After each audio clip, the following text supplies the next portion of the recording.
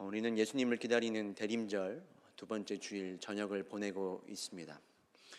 우리가 예수님을 기다리듯이 오늘 말씀을 보면 한 사람이 예수님을 정말로 간절히 기다리고 있는 모습을 볼 수 있습니다. 그 사람의 이름은 무엇이었냐면 야이로입니다. 야이로의 이름의 뜻은 내가 살리겠다입니다. 야이로는 당시 유대인들이 모여서 예배를 드리고 또 하나님의 말씀을 듣는 그런 회당의 장이었습니다. 야이로는 하나님의 말씀을 전하고 회당을 관리하며 자기의 이름처럼 사람들을 살리는 일을 하는 사람이었죠. 그러나 이러한 야이로에게 한 가지 문제가 있었습니다. 그 문제가 무엇이었냐면 바로 자신의 어린 딸이 죽을 병에 걸린 것이었습니다. 이름은 내가 살리겠다라는 뜻을 가지고 있고 유대인 모든 사람들에게 존경을 받는 회당장이었지만 정작 자신의 사랑하는 딸 하나에게 그 병도 고쳐줄 수 없는 참으로 무기력한 인생이었다라는 것이죠. 그런 야이로가 예수님에 관한 소문을 듣습니다. 갈릴리에서 온 예수, 이분이 손을 대기만 하면 그 모든 병이 고침을 받고 낫는다더라. 야이로는 지푸라기라도 잡아보려는 그 심정을 가지고 예수 그리스도를 찾습니다. 그리고 그분 앞에 발 아래 엎드려 이렇게 간청합니다. 주님, 내 어린 딸이 죽게 되었습니다. 오셔서 그 위에 손을 얹어 살려 주십시오. 야이로의 간구를 들으신 예수님은 이제 그의 집으로 터벅터벅 함께 걸어가십니다. 자, 그런데 문제는 이때부터 시작됩니다. 예수님이 지나가시자 어떤 소동이 일어났겠습니까? 많은 무리가 예수님을 따르기 시작하는 겁니다. 얼마나 인기가 많으셨을까요? 이리 밀리고 저리 밀리고 이리 치이고 저리 치이고 그런 가운데, 이런 소동 가운데 한 여인이 이 예수님을 붙듭니다. 이 여인은 12해 동안 피가 멈추지 않는 혈루증을 앓고 있던 사람이었습니다. 그런데 이 마음을 품었어요. 내가 예수님의 이 옷자락이라도 만지기만 하면 나을 수 있지 않을까? 그런데 정말 놀랍게도 예수님 옷자락 하나 붙들었을 뿐인데 그의 모든 병의 근원이 낫게 됩니다. 여기까지는 좋죠. 그런데 예수님이 가시던 길을 멈추고 이렇게 물어보십니다. 누가 내 옷에 손을 대었느냐? 여러분 아시다시피 지금 어떤 상황입니까? 많은 무리가 이 주님을 따라가고 있는 상황이었습니다. 누가 예수님을 만졌고 스쳐 지나갔고 누가 했는지 지금 분간이 쉽게 되는 상황이 아니라는 거죠. 누가 예수님을 만졌다는 그 사실이 그렇게 대단한 상황이 아니라는 거예요. 그런데 예수님은 이렇게 묻고 계시는 거예요. 굳이 가던 길을 멈추고 누가 자신을 만졌는지 찾으십니다. 그리고 그 여인과 한참을 이야기를 나누시는 거예요. 이야기가 끝날 기미가 보이지를 않습니다. 여러분 이 상황에서 지금 우리의 기억 가운데 잠깐 잊혀진 한 사람이 있죠. 누구입니까? 야이로죠. 여러분 야이로의 마음이 이 가운데 지금 어떻겠습니까? 지금 내 딸이 죽을 병에 걸려 죽어가고 있는데 지금 예수님을 지근거리에서 바라보고 있는데도 불구하고 그의 마음이 얼마나 조바심이 났겠습니까? 예수님께 말 한마디는 하지 못하고 답답한 가운데 예수님 왜 여기서 저 여인과 저렇게 지체하고 계시는 겁니까? 예수님이 분명 함께하고 계시긴 하지만 함께하고 계시지 않는 것 같은 예수님의 부재와 지체를 경험하며 야이로는 지금 예수님을 뭐하고 있습니까? 기다리고 있었습니다. 그러던 중에 집에서 한 사람이 찾아옵니다. 주인이여, 선생을 그만 귀찮게 하십시오. 당신의 딸이 죽었습니다. 비보를 전해옵니다. 그때 이 순간을 마치 기다렸다는 듯이 예수님이 회당장 야이로를 바라보시면서 말씀하시는 거예요. 두려워하지 말고 믿기만 해라. 예수님은 야이로와 함께 그리고 같이 함께 그 죽은 딸을 만나러 가십니다. 그리고는 그 딸이 누워있는 그 방에 부모와 몇 명의 사람만 데리고서는 들어가셨어. 말씀 한 번으로 달리다굼 소녀야 일어나라. 그 말씀 한 번으로 그 아이를 살려내십니다. 여러분 이것이 오늘 말씀의 이야기예요. 이 말씀을 통해 우리가 오늘 이 밤에 해결하고 또 던져야 할 질문은 한 가지입니다. 여러분 뭐가 이상하게 보이십니까? 여러분 예수님이 결국 이 야이로의 딸을 고쳐주셨습니까? 안 고쳐주셨습니까? 고쳐주셨죠. 예수님은 또한 여러분 멈추지 않고 곧장 그 길을 따라서 그 여인을 만나러 가실 수도 있었습니다. 또한 가시지 않고 말씀만으로도 분명히 그 딸을 살릴 수 있는 능력이 충분히 있는 분이라는 거예요. 그런데 굳이 예수님은 야이로와 함께 가시다가 여인과 긴 이야기를 나누시며 이 야이로의 마음을 왜 애태우게 하셨을까?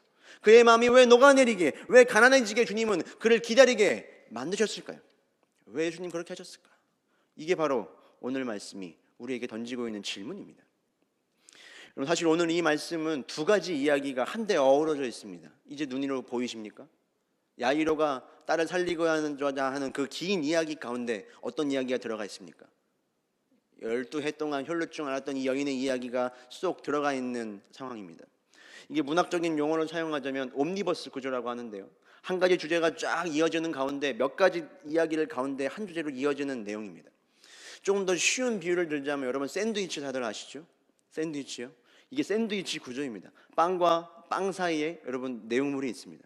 여러분 빵도 중요하지만 샌드위치의 진짜 중심이 뭡니까? 내용물이죠. 빵과 빵 사이에 햄이 있으면 무슨 샌드위치죠? 햄 샌드위치죠. 치즈 샌드위치 아닙니다. 반면 치즈가 들어있으면 뭡니까? 치즈 샌드위치죠. 오늘 이 말씀이 딱 그겁니다.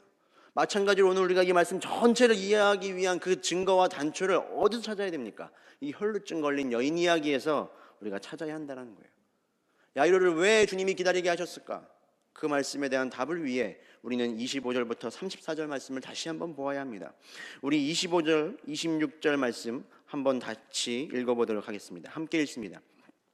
12해를 혈루증으로 알아온 한 여자가 있어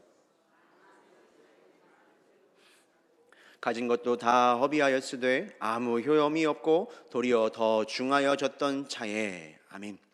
여러분 12년이나 혈루증에 걸린 이 여인이 있습니다. 혈루증이라고 하는 건요, 시도 때도 없이 피가 계속 흐르는 병입니다. 근데 문제는 이 당시 사회가 피를 그렇게 흘리는 일을 부정적으로 봤다라는 겁니다. 피를 흘리는 사람도 부정했고 그가 만지고 손대는 것도 모두 부정하게 여겼습니다. 그런데 그러한 병을 몇 년이나 걸린 겁니까? 12년이나 걸렸습니다. 이 여인은 아마 사람이 많은 곳에 가지도 못했을 거예요.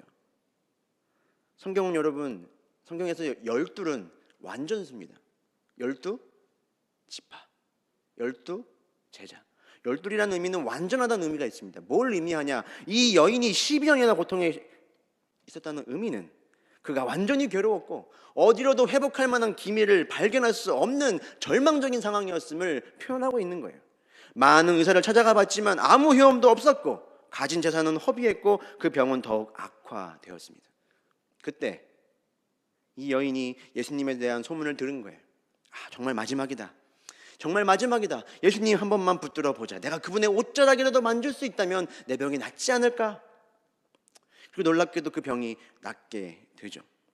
우리는 여기까지의 말씀을 보면 항상 그런 설명을 많이 들었어요. 예수님의 옷자락이라도 붙드는 그 절박함, 그 믿음 있으면 여러분 일어날 수 있습니다. 여러분 맞죠? 맞습니다. 그런데 오늘 말씀이 정말 우리에게 하고 싶어 하는 그 이야기는 초점이 거기에 있지 않다는 거예요. 우리 예수님은요, 여러분 병이 낫고자 하는 그 일에 관심이 있지 않으십니다. 예수님이 이 여인이 병이 나온 후 뭐라고 말씀하시냐면 30절에서 이렇게 이야기하세요. 예수께서 그 능력이 자기에게서 나간 줄을 곧 스스로 아시고 무리 가운데서 돌이켜 말씀하시되 누가 내 옷에 손을 대었느냐? 여러분 예수님의 관심은 병 낫고자 함이 아니에요. 예수님의 관심은 뭡니까? 누가입니다. 누가 내 옷에 손을 대었느냐? 사실 여인이 예수님께 나온 이유는 한 가지였어요. 그동안 수많은 의사를 찾아보았고 이렇게 저렇게 자신의 삶을 회복하려는 그 궁리를 했던 것처럼 수단과 방법을 가리지 않고 이번에는 예수 그리스도를 통해서 자신의 문제를 해결해 보려고 했던 거예요. 주님을 붙들고 주님 앞에 나온 이유도 그냥 단순히 자신의 문제 해결뿐만이었다라는 것이죠. 여인은 자기 자신을 예수님께 알리고자 하는 마음이 없었습니다. 반대로 예수님을 알고자 하는 마음도 없었죠. 그죠? 옷자락만 만져서 내 문제가 해결되면 그만이었던 거예요. 어쩌면 이 여인은 아무도 모르게 옷자락만 만지고 도망가려 했는지도 모릅니다. 여러분 그러나 이 예수님의 생각은 달랐어요. 옷자락만 붙들고 가려는 여인에게 묻는 거예요. 네가 어디로 가느냐? 네가 누구냐? 예수님은 그의 이름을 원하셨습니다. 그와 더 깊은 교제와 나눔을 원하셨습니다. 그를 만나기를 바라셨고 그의 마음을 위로하기를 바라셨습니다. 그래서 예수님이 여인을 이렇게 불러요. 44절에서 이렇게 부릅니다. 예수께서 이르시되 따라. 여러분, 이 딸이라는 예수님의 부름에 그 마음이 느껴지지 않으십니까? 예수님은 지금 12년 동안 부정한 사람이라는 그 타이틀을 가지고 너무나 수치심 가운데, 상처 가운데, 깨어짐 가운데 살았던 그 여인에게 너는 고아처럼 버려진 부정한 존재가 아니라 내 딸이다 라고 그의 마음을 위로해주고 싶어 하시는 거예요. 여인이 원한 것은 문제 해결이었는데, 그것뿐이었는데 주님은 그녀에게 정말로 진정한 구원을 맛보게 하신다는 거예요. 주님을 더 깊이 만나게 하셨습니다. 그리고 어떻게 됩니까? 너를 구원하였으니 평안히 가라. 내 병에서 너여 건강할지어다. 육체의 질병에서 구원하는 것뿐만 아니라 그의 마음의 평안함도 주님은 허락해 주십니다. 살아계신 주님을 인격적으로 만나는 축복을 이 여인이 경험하게 되었죠. 여러분, 같은 맥락에서 이 야이로의 말씀을 우리 다시 한번 이해해 봅시다. 회당장이라는 제법 높은 지위를 가진 야이로, 그가 이제 예수님 앞에 나와 간곡히 구했습니다. 내 어린 딸을 구해 주십시오. 예수님께 함께 가던 길에 한 여인이 끼어듭니다. 야이로는 예수님을 이제 기다리고 있습니다. 아니요, 예수님은 야이로를 기다리게 하셨습니다. 생각지도 못했던 예수님의 지연, 지체, 자칫하면 야이로의 마음을 상심하게도 할 수 있는 이런 일을 만드시는 예수님의 의도가 뭡니까? 이제 우리는 알죠. 옷자락만 잡고 도망가려 했던 그 여인의 경우와 똑같습니다. 예수님이 여인과 문제의 해결뿐만 아니라 그 여인을 더욱더 깊이 만나기를 원하셨던 것처럼 예수님은 그 딸의 병고침뿐만 아니라 야이로 자신에게 관심이 있으셨습니다. 야이로를 더 깊이 만나기를 원하셨다는 거죠. 딸의 병만 고치고 끝났다면 이 야이로와의 깊은 만남과 교제는 일어날 수 없었을 겁니다. 그래서 주님은 집으로 가시는 그 길에 야이로를 홀로 두시고 기다리게 하시고 마음이 무너지게 하심으로, 그의 마음이 겸손하게 되게 함으로 그의 마음을 어루만지기를 원하셨습니다. 여러분, 예수님이 그 딸이 죽었다라는 소식을 듣고 야이로의 집으로 가시는데요, 갔더니 사람들이 비웃습니다. 딸이 죽었거든요. 이제 와서 뭐 하냐는 겁니다. 그럼에도 불구하고 예수님은 어떻게 하시냐, 모든 사람을 다 내보내고 그 방에 딸의 부모와 제자 몇만 데리고 들어가십니다. 그 방에서 야이로는 주님과 함께 그 누구도 알지 못하는 너무나 비밀하고도 은밀한 영적인 축복과 교제를 누리지 않았겠습니까? 사랑하는 여러분, 오늘 말씀에 이 야이로와 또 12회 혈루증 앓은 여인을 통해 누구의 모습을 보십니까? 저는 우리의 모습을 보게 돼요. 12의 혈루증 앓은 여인처럼 정말 오랜 문제 가운데 살다가, 여러분, 우리도 어떻게든 해결해 보려고 다 포기하고 주님께 나오지 않았습니까? 여러분, 잘 나오셨습니다. 우리의 문제를 해결하고자 이 사람을 찾고 저 방법을 동원해 보지만 결국에는 주님 앞에 엎드려야 여러분 그 문제가 끝이 납니다. 그러나 여러분, 우리가 거기서 멈춰서는 안 된다는 거예요. 주님 앞에 나와 있지만 여전히 옷자락만 만지고 돌아가려고 하고 있지는 않으십니까? 내 문제 해결만 받으려고 하고 위로만 받으려고 하고 축복만 받으려고만 하고 그분의 옷자락만 만지고 또 떠나려고 하고 있지는 않으시냐는 거예요. 주님은 여러분을 원하십니다. 여러분의 인생 전체를 원하시고 여러분의 마음을 원하십니다. 주님이 여러분에게 뭘 주셨습니까? 그 인생 전부를 주셨습니다. 주님도 마찬가지입니다. 혹은 이 자리에 오랫동안 자신에게 있는 문제가 해결되지 않아서, 오랜 기도의 응답이 오지 않아서 답답해하고 주님이 우리를 기다리게 하는 것처럼 보이는 분들이 계십니까? 하나님의 나우친 아이를 버린 것처럼 메마른 광야의 길을 걸어가고 있는 분들이 계십니까? 우리를 분명 사랑하신다고 하는데 하나님이 우리에게 그렇게 기다림의 시간을 허락하는 이유도 여러분 동일합니다. 제발 이번만큼은 옷자락만 잡고 떠나는 것이 아니라, 문제 해결만 하고 떠나는 것이 아니라 나를 좀 만나면 안 되겠니? 나를 좀 만나자. 더 깊은 데로 나아가자. 나와 함께하자. 나와 사랑하자. 내가 너에게 따라 하는 그 음성 들려주기를 원한다. 이것 때문이라는 거죠. 주님은 여러분들을 만나기를 원하십니다. 여러분, 더 진하게 사랑하기를 바라세요. 내가 이 기다림의 시간을 통해 깨어지고 하나님이 쓰시기에 합당한 그릇으로 빚어지기를 원하십니다. 우리가 아무리 10년, 아니 20년, 30년 평생 교회를 나왔다고 해도 여러분, 옷자락만 만지고 그냥 가서는 주님을 만나지 못합니다. 딸아, 아들아 하는 그 음성을 우리가 들어야 합니다. 오늘 이 말씀 가운데 수많은 사람들이 예수님을 따르고 쫓았습니다. 큰 무리가 어떻게 했습니까? 주님께 접근했습니다. 여러분, 뭐 했다고요? 접근했습니다. 그러나 여러분, 접근으로 끝나면 아무 일도 없지만 접촉했던 여인에게 놀라운 기적이 일어납니다. 여러분, 접근도 귀하죠. 예배 자리에 이 저녁까지 나온 여러분 너무 귀합니다. 그러나 여러분, 접촉이 있어야 해요. 그 능력이 나에게 와서 역사하고 믿어지는 그 접촉의 역사가 있어야 한다는 것이죠. 이 자리 가운데 그동안 접근에만 멈춰있던 분들이 계시다면 접촉하는 은혜가 있으시기를 축복합니다. 은혜와 접촉하시기를 바랍니다. 축복과 접촉하시고 위로와 접촉하십시오. 그러나 거기서 우리가 멈춰서는 안 됩니다. 더 나아가 어떻게 돼야 됩니까? 주님께 접속되어야 합니다. 내게 주어주시는 그 복과 은혜에만 관심을 갖는 것이 아니라 그게 복의 근원이 되시는 주님께 우리가 들어가고 그분께 접속되어야 한다는 것이죠. 그런 찬양이 있죠. 나의 안에 거하라, 나는 내 하나님이니 모든 환난 가운데 너를 지키는 자라.